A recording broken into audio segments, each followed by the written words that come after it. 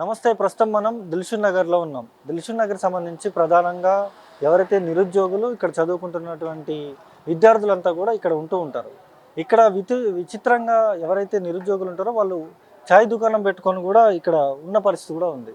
ఏదైతే ఆస్పిరెంట్స్ అడ్డా అని చెప్పేసి పెట్టుకొని ఉన్న పరిస్థితి ఉంది. ఎప్పటి నుంచి కూడా నిరుద్యోగులకు సంబంధించి ఎన్నో విమర్శలు ఎన్నో వెలువెత్తుతున్న నేపథ్యంలోనే పూర్తిగా కూడా ఆస్పిరెంట్స్ అడ్డా అని చెప్పేసి ఒక ఛాయ్ కొట్టు పెట్టుకున్న పరిస్థితి కూడా ఉంది.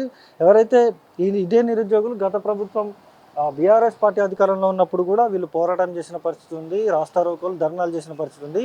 ఇదే కాంగ్రెస్ ప్రభుత్వాన్ని అధికారంలోకి తీసుకురావడానికి కీలక పాత్ర పోషించినటువంటి నిరుద్యోగులు ఈరోజు ఇక్కడ ఛాయ్ దుకాణాలు పెట్టుకొని లేకపోతే ర్యాపిడోలు, స్విగ్గీ, జొమాటోలో వర్క్ చేసుకుంటూ ఉంటున్న పరిస్థితి కూడా ఉంది. మనతో పాటు శంకర్ ఉన్నాడు, ఈ ఆస్పిరెంట్స్ అడ్డాకి సంబంధించి ఈ ఛాయ్ కొట్టు పెట్టుకున్నటువంటి వ్యక్తి. మాట్లాడదాం. చెప్పండి అన్న, ఇప్పుడు మీరు ఎట్లా చూస్తారు? అసలు మీరు ఛాయ్ కొట్టు పెట్టుకోవడానికి ముఖ్య ఉద్దేశం ఏంటి అసలు? కాంగ్రెస్ పార్టీ ఇచ్చిన బహుమతి అన్న ఇది. కాంగ్రెస్ పార్టీ ఇచ్చిన బహుమతి ఇది నాకు. గత బీఆర్ఎస్ గవర్నమెంట్లో మమ్మల్ని అందరినీ గాంధీ భవన్కి రప్పించి నిరుద్యోగులందరినీ మాతోటి బస్సు యాత్రలు చేపించి గ్రామాల ప్రచారం చేపించి మీరు బీఆర్ఎస్ని ఓడగొడితే మీకు ఉద్యోగాలు 2 సంవత్సరం లోపు 2 లక్షల ఉద్యోగాలు ఇస్తామని చెప్పి మోసపూరిత హామీలు ఇచ్చి ఈరోజు 2 సంవత్సరాలు గడిచిపోయి 3 సంవత్సరాలు అయినా కూడా ఒక్క నోటిఫికేషన్ ఇవ్వకపోవడం వలన కాంగ్రెస్ పార్టీ ఇచ్చిన అతిపెద్ద బహుమతి అన్న నాకు. అన్న, నేను కలం పట్టాల్సిన చేయితోటి ఈరోజు కప్పులు కడిగే పరిస్థితి ఈ కాంగ్రెస్ ప్రభుత్వం తీసుకొచ్చిందన్న. ఏం పాపం చేసిరన్న నిరుద్యోగులు? ఈరోజు తెలంగాణలో ఎంతమంది నిరుద్యోగులు ఉన్నారన్న. రోడ్ల మీద ఈ స్విగ్గీలు, జొమాటోలు చేసుకుంటా నైట్ టైం యాక్సిడెంట్ అయి చనిపోతున్నా. వాళ్ళ తల్లిదండ్రులు హరికోస పడుతున్నారు. హైదరాబాద్లోనేమో నోటిఫికేషన్ వస్తుందని చెప్పేసి ఆ పిల్లలు ఇక్కడ చదువుకుంటారని చెప్పేసి వాళ్ళు అనుకుంటుంటే పిల్లలు ఇక్కడ క్యాటరింగ్లోకి వెళ్ళి ఆ క్యాటరింగ్ మాకెలోడే అది తీసుకురారా అంటారు. ఒక చదువుకున్న అబ్బాయి అంత పెద్ద మాట పడాల్సిన అవసరం ఏముందన్న? అదే నోటిఫికేషన్ ఈ ప్రభుత్వం ఇచ్చి ఉంటే వాళ్ళు చదువుకొని ఉద్యోగం కొట్టుకొని వెళ్ళిపోతారు కదా. ఎందుకు ఈ కాంగ్రెస్ ప్రభుత్వం వస్తే నోటిఫికేషన్ ఇస్తుందని నమ్మి ఓట్లు వేసినందుకు ఈ బహుమానమా? ఏం పాపం చేసిరు ఈ రేవంత్ రెడ్డి కావచ్చు, భట్టి విక్రమార్క కావచ్చు. గతంలో వీళ్లకు ఉద్యోగాలు లేవన్న. ఇప్పుడు ఎలాగైతే మాకు ఉద్యోగాలు లేకుండా ఉన్నారో గతంలో వీళ్ళకు ఉద్యోగాలు లేవు. ఆ ఉద్యోగాలు లేకపోతే మేము ఇచ్చామన్న వీళ్ళకు ఉద్యోగాలు. కానీ ఈరోజు మమ్మల్ని ఆ కలం వదిలేసి మీరు కప్పులు కడగండి, క్యాటరింగ్లు చేయండి, ర్యాపిడోలు కొట్టండి, స్విగ్గీలు చేయండి అని చెప్పేసే పరిస్థితికి తీసుకొచ్చిండన్న ఈ కాంగ్రెస్ ప్రభుత్వం. మెయిన్గా చాలా ఇబ్బందులు ఉన్నారన్న స్టూడెంట్స్, నిరుద్యోగులు. స్టడీ హాల్కి పోతే నా ఫ్రెండే అన్న, నేను ఇక్కడ అంటే మార్నింగ్ నుంచి 11 o'clock వరకు ఉంటాను. 11 to 3:30, 4 o'clock వరకు నేను స్టడీ హాల్కి వెళ్తానన్న. ఒకరోజు నా పక్కనే క్యాబిన్లో కూర్చున్న అతను సైలెంట్గా ఏడుస్తున్నాడు. నాకు అర్థం కాలేదు వాడు ఎందుకు ఏడుస్తున్నాడో. తమ్ముడు ఏమైంది, ఎందుకు ఏడుస్తున్నావు అంటే, అన్న ఈరోజు స్టడీ హాల్ అతను ఫోన్ చేసిండన్న, యాక్చువల్లీ డబ్బులు కట్టాలి, కడతావా వెకేట్ చేస్తావా అంటున్నాడు. నాకు ఏడుపు వచ్చేసిందన్న. అరే తమ్ముడు ఏంది ఇట్లా మాట్లాడుతున్నావు? ఏమనుంటే నేను నాది టీ పాయింట్ ఉంది తమ్ముడు, నేనేమంటే అడ్జస్ట్ చేయగలుగుతా, ఏడవకరా అని చెప్పేసి ధైర్యం చెప్పిన అన్న. అందరం గరీబ్ వాళ్ళమన్నా మేము. గ్రామాల్లో మా ఊర్లో మా అమ్మ నాన్నలు ఈ ఉపాధి హామీ పనులకు లేకుంటే ఆ పత్తి మిరప ఏరడానికి కూలి పనికి పోయి రూపాయి కూడబెట్టి పంపిస్తున్నా. ఇక్కడ హాస్టల్ ఫీజులు చూస్తుంటే 4,000, 5,000 ఉన్నది. అటు 4,000, 5,000 కట్టాలి, ఇటు స్టడీ హాల్కి 1,000 రూపాయలు కట్టాలి. ఏడికెళ్ళి తీసుకొస్తామన్నా. జాబ్ క్యాలెండర్ అన్నారు, ఆ జాబ్ క్యాలెండర్ లేదు. Job calendar period of time 1 year. ఈ 1 yearలో పేరెంట్స్ అమ్మ నాన్న నా మీద ఒక 2 లక్షలు ఇన్వెస్ట్ చేయండి, నీ కొడుకు ఉద్యోగంతో తిరిగి వస్తాడు, లేకుంటే మీతో పాటు ఏదైనా హమాలి పని చేస్తాడని మాట ఇచ్చి వచ్చిన కొడుకు ఇప్పుడు ఈ కాంగ్రెస్ ప్రభుత్వం ఏర్పడి 3 సంవత్సరాలు అవుతున్నా నోటిఫికేషన్ లేకపోతే ఏం ముఖం చూపించుకొని ఇంటికి వెళ్తాడన్న. అసలు ఏం చదువుకున్నారు మీరు? ఏం చదువుకున్నారు? నాది MA పొలిటికల్ సైన్స్ అయిపోయింది, డిగ్రీ అయిపోయింది. ప్రైవేట్ జాబ్ కూడా దొరుకుతుంది కదా, ఎందుకు ఛాయ్ షాప్ పెట్టుకోవాల్సినంత అవసరం వచ్చింది? ప్రైవేట్ జాబ్లు కూడా దొరుకుతాయి కదా. ఏముందన్న ప్రైవేట్ జాబ్లో? ఇవాళ రేపు ప్రైవేట్ జాబ్లో ఏరోనాటికల్ ఇంజనీరింగ్ కావాలని చెప్పేసి కొండా సురేఖ అనే మంత్రి శ్రీధర్బాబు దగ్గరికి అడిగింది. నాలాంటి అన్న నేను, ఆఫ్టర్ ఆల్ నేను డిగ్రీ పీజీ కంప్లీట్ అయి ఉన్నోడిని. నేను ఏ మినిస్టర్ దగ్గర కాళ్ళు పట్టుకోవాలి, ఏ ఎమ్మెల్యే కాళ్ళు పట్టుకోవాలి? ఒక మినిస్టరే ఏరోనాటికల్ ఇంజనీరింగ్లో సీటు కావాలి, ఉద్యోగం కావాలని ఇంకో మినిస్టర్ని అడుగుకునే దౌర్భాగ్యమైన పరిస్థితిలో బతుకుతున్నాము. నాకెవరిస్తారన్న ప్రైవేట్ ఉద్యోగము? 10,000 తోటి నేనేం గడపాలన్నా? హైదరాబాద్లో ఈరోజు రూమ్ రెంట్ 1 BHK 8,000 నుంచి 10,000 ఉన్నది. 10,000 నేను ప్రైవేట్ జాబ్ చేసి నేను ఏం రెంట్ కట్టాలి? నా లైఫ్ నేను లీడ్ చేయాలి. తినడానికన్నా బియ్యం ఉండాలి కదన్న. ఏ ప్రైవేట్ జాబ్ చేయమంటున్నా? ప్రైవేట్ జాబ్ అంటున్నారు. ఈరోజు హైడ్రా తీసుకొచ్చేసి మొత్తం రియల్ ఎస్టేట్ అంతా పడిపోయినది. పరిశ్రమలు రావట్లేదు. ప్రైవేట్ జాబ్ చేయాలంటే పరిశ్రమలు రావాలి కదా. ఈరోజు గత ప్రభుత్వంతో పోల్చుకుంటే ఈ ప్రభుత్వంలో ఎన్ని పరిశ్రమలు వచ్చినాయి? దావాస్ వెళ్తున్నారు, ఏమైనా పరిశ్రమలు వచ్చాయా? పెట్టుబడులు తీసుకొచ్చిరా? పెట్టుబడులు వచ్చి పరిశ్రమలు వస్తాయి కదా ప్రైవేట్ రంగానికైనా ఏదైతే ఉద్యోగాలు రావడానికి. మరి ఇవన్నీ లేనిది ఏడికెళ్ళి వస్తాయన్న? ఏ ప్రైవేట్ జాబ్ చేయమంటారన్న చెప్పండి మీరే. చేస్తున్నాం మన ప్రైవేట్ జాబ్. ఇగో ఈ టీ పాయింట్ కొట్టు, ఇది ప్రైవేట్ జాబే అన్న. ప్రైవేటు ఈ టీ పాయింట్ పెట్టుకొని నైట్ టైం క్యాటరింగ్లకు పోయి స్విగ్గీలు, జొమాటోలు, ర్యాపిడోలు చేసి ఇవన్నీ ప్రైవేటే అన్న. ఏదైతే గ్రామీణ ప్రాంతంలో పుట్టిన మాకు నోటిఫికేషన్లు ఇస్తారేమో, కాంగ్రెస్ ప్రభుత్వం గెలిపిస్తారని మా అమ్మాయిల కాళ్ళు మొక్కి, మా అమ్మ నాన్నలదే కాదు పక్కనున్న వాళ్ళ కాళ్ళు మొక్కి, ఈ దరిద్రుల కోసం మంది కాళ్ళు మొక్కి వీళ్ళని గెలిపిస్తే ఈరోజు మాతోటి ఈ ర్యాపిడోలు, జొమాటోలు చేపించుకునే పరిస్థితి దిగజార్చిన గొప్ప ఘనత ఈ రేవంత్ రెడ్డి అండ్ కాంగ్రెస్ ప్రభుత్వానికి. చూశారు కన్నా మొన్న ఎలక్షన్స్ జరిగినాయి, ఏమొచ్చిందన్న? డిపాజిట్లు వచ్చినాయి కాంగ్రెస్ ప్రభుత్వానికి. వీళ్ళకి దమ్ముంటే ఒక రాష్ట్రాన్ని ఆదర్శ రాష్ట్రంగా తీర్చిదిద్దాలి. ఆదర్శ రాష్ట్రంగా తీర్చిదిద్ది ఒక రాష్ట్రానికి ఎగ్జాంపుల్ చూపించి ఉన్న స్టేట్స్ అన్నీ గెలవాలి. ఈరోజు ప్రస్తుతం చూస్తుంటే బీజేపీ ఎక్కడ చూసినా బీజేపీ కాషాయ జెండానే కనిపిస్తుంది. వాళ్ళు ఒక 2-3 లిమిటెడ్ స్టేట్స్ని టార్గెట్ చేసిర్రు. ఆ స్టేట్స్ని డెవలప్ చేసి ఆశ చూపిస్తున్నారు. ఎవరికైనా పెడతా అంటే ఆశ ఉంటుంది, కొడతా అంటే భయం ఉంటుంది. వాళ్ళు పెట్టరు, పెడతామని ఆశ చూపిస్తున్నారు. ఈరోజు వాళ్ళ అధికారంలో వచ్చారు. ఈ దరిద్రులకు అది లేదు. అటు పోతే ఖమ్మం వాళ్ళని ఏడిపించారు, ఇటు హైదరాబాద్ మొత్తాన్ని ఏడిపించినారు, ఇటు రైతులను ఏడిపించారు. యూరియా బస్తాలు దొరకక, రైతు బంధులు ఇయ్యక, కొన్ని రైతు బీమాలు రాక. సో ఈరోజు తెలంగాణ రాష్ట్రం మొత్తం ఏడుపు. కేవలం ఆయన అన్నాడు, వీళ్ళు కొంతమంది తిడుతుంటే నాకు అమ్మ ఎంత మంచిగా ఉంది. అంత షాడిస్ట్ ముఖ్యమంత్రిని ఎవరు చూడలేదన్న. అంత దరిద్రపు షాడిస్ట్ ముఖ్యమంత్రిని నేను పుట్టినప్పటి నుంచి ఎవరికైతే చూడలేదు. రాష్ట్ర ముఖ్యమంత్రి రాష్ట్ర బాగోగులు కోరుకోవాలి, రాష్ట్ర ప్రజల శ్రేయస్సు కోరుకోవాలి. కానీ వాళ్ళు ఏడుస్తుంటే నాకు మంచిగా ఉందని చెప్పేసి ఒక సైకో లెక్క బిహేవ్ చేస్తుంటే ఏం చెప్తాం మనం, ఎవరికి చెప్పుకుంటాం? ఇప్పుడు కొంతమంది కాంగ్రెస్ పార్టీ నాయకులు ఏమంటున్నారంటే, ఉద్యోగాలు ఇచ్చినాం, ఈ ఉద్యమం చేసేటోళ్ళు, ఈ పోరాటాలు చేసేటోళ్ళంతా అసలు నిరుద్యోగులే కాదు, అసలు వీళ్ళు చదువుకున్న వాళ్ళే కాదని చెప్పేసి మాట్లాడుతూ ఉన్నారు. అన్న వీళ్ళు 10th క్లాస్ చదివి ఇంటర్మీడియట్ అయిన వాళ్ళు అన్న. వీళ్ళు ఒక ఇంటర్మీడియట్ చదువుకున్న దద్దమ్మని తీసుకెళ్ళి బీటెక్లో కూర్చోబెట్టుకుంటే వానికి ఏం రాదు. 7th క్లాస్ చదివిన వాళ్ళు అన్న వీళ్ళు. వీళ్ళని ఈరోజు మినిస్ట్రీలు ఇచ్చారు కాబట్టి వీళ్ళు అట్లా వాగుతున్నారు. ఏం అర్హత ఉందన్న వీళ్ళకు? వీళ్ళు గాంధీ భవన్లో దోమలు దులుపుకునేటోళ్ళు అన్న వీళ్ళు. అసొంటి వాళ్ళని ఈరోజు ఎమ్మెల్యేలను చేసి అసెంబ్లీకి పంపించి మినిస్టర్లను చేస్తుంటే వీళ్ళు ఇలాంటి మాటలు మాట్లాడుతారు. ఎవరు నిరుద్యోగులు కాదన్న? ఎవరికి ఏం అవసరం? నా కోసం నువ్వు వచ్చి చేస్తావా?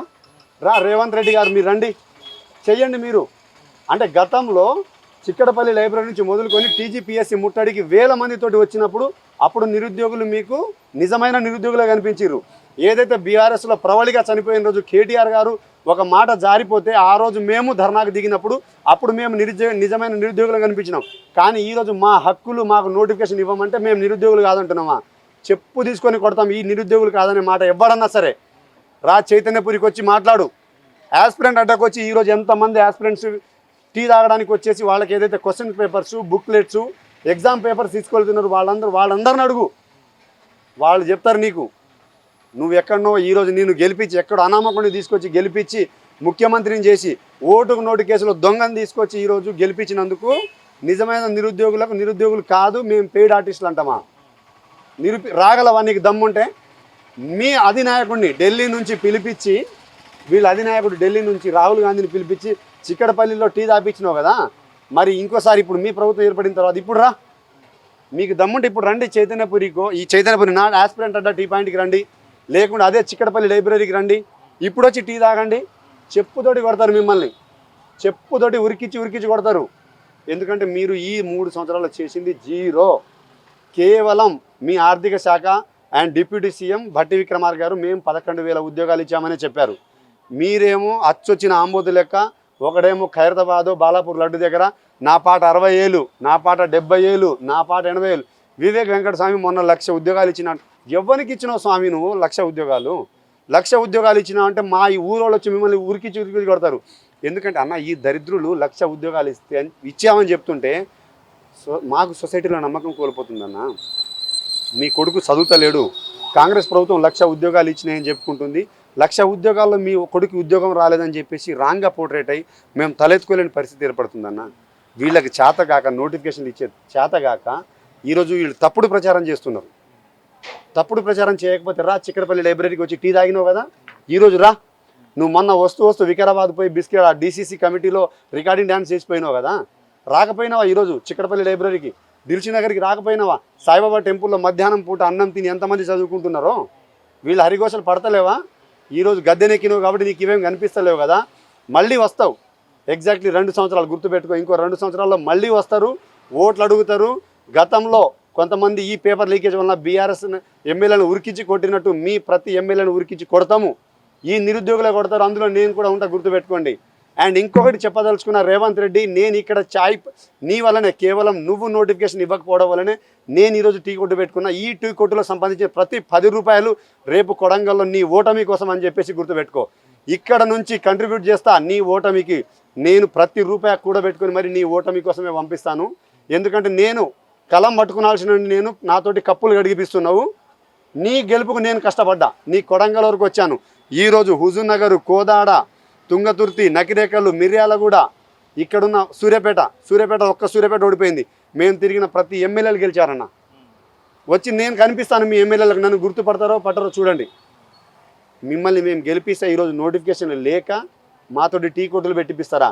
మీతోటి బజ్జీలు అమ్మిపిస్తాం, బజ్జీలు పునుగులు మీతోటి అమ్మిపిస్తాం, గుర్తుపెట్టుకోండి. బరాబర్ ఈ కాంగ్రెస్ ఎమ్మెల్యేలతో బజ్జీలు పునుగులు అమ్మిపోయకపోతే మేము నిరుద్యోగులమే కాదన్న.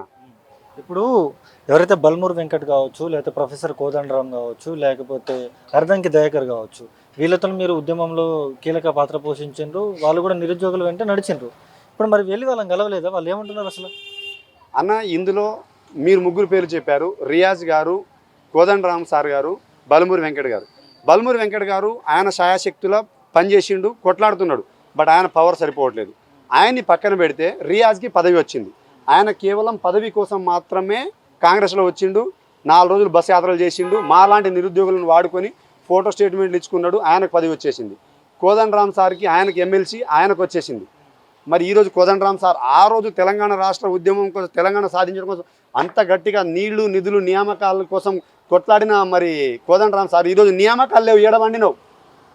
ఈరోజు తెలంగాణ రాష్ట్రంలో మీ కాంగ్రెస్ ప్రభుత్వం, మీ అలయన్స్ తోటి, మీ సపోర్ట్ తోటి ఏర్పడిన కాంగ్రెస్ ప్రభుత్వంలో ఈరోజు నియామకాలు లేవు కదా, మరి ఏడబండినవు కోదండరామ్ సార్ అని క్వశ్చన్ చేస్తున్నా.